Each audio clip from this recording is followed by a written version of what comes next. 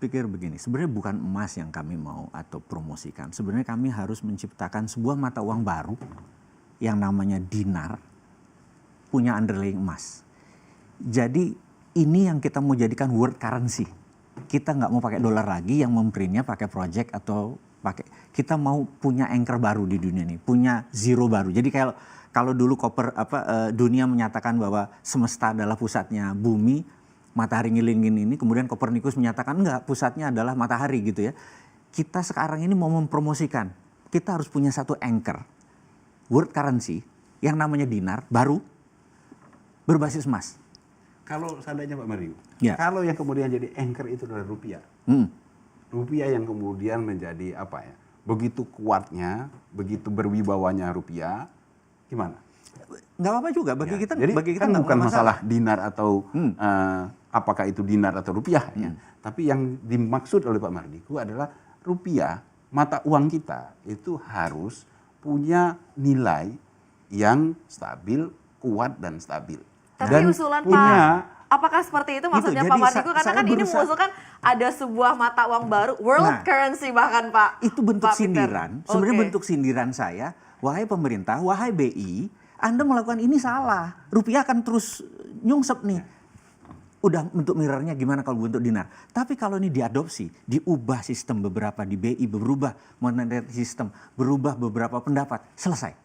Apakah betul Pak ada yang perlu harus diubah? jadi saya perlu konfirmasi nih Pak Mardigu. Iya. Jadi yang dimaksud Pak Mardigu adalah yang dibutuhkan itu adalah perubahan kebijakan yang benar-benar bisa menjamin bahwasanya rupiah kita bisa stabil dan kuat sehingga punya wibawa di percaturan perekonomian global. Itu yang dimaksud Setuju. Pak Mardigu. Tapi kan Jadi ini juga harus ditopang fundamentalnya ya Pak. Sekali Oh lagi iya, Bapak katakan tentu tadi yang- produktivitas itu. harus ditopang dengan produktivitas dan untuk itu tidak terpisah Pak.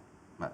Jadi kebijakan yang harus kita buat itu adalah bagaimana kita bisa mendorong perekonomian kita yang lebih produktif ya sehingga kita bisa menjaga, karena dengan produktivitas sekali lagi hanya dengan produktivitas kita bisa menjaga nilai dari rupiah kita. Jadi bagaimana kebijakan BI, kebijakan pemerintah, kebijakan semua otoritas itu bisa meyakinkan kita bahwasanya perekonomian kita akan tumbuh dengan produktif ya, misalnya tumbuh di atas 10%. Setuju, dan itu bisa. Ya, dan itu bisa ya.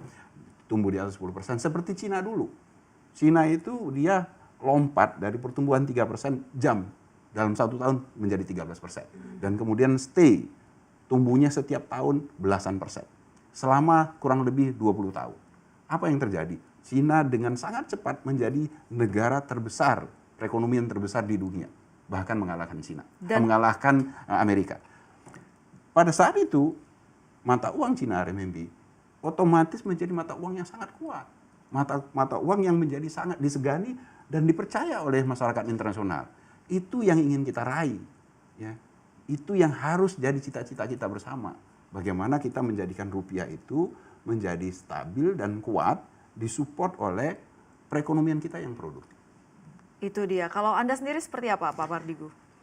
Dalam Tiananmen Papers tahun 89, ini adalah ada secret meeting that changed the whole China. Karena dia merubah strategi dari bergantung pada dolar menjadi printing money.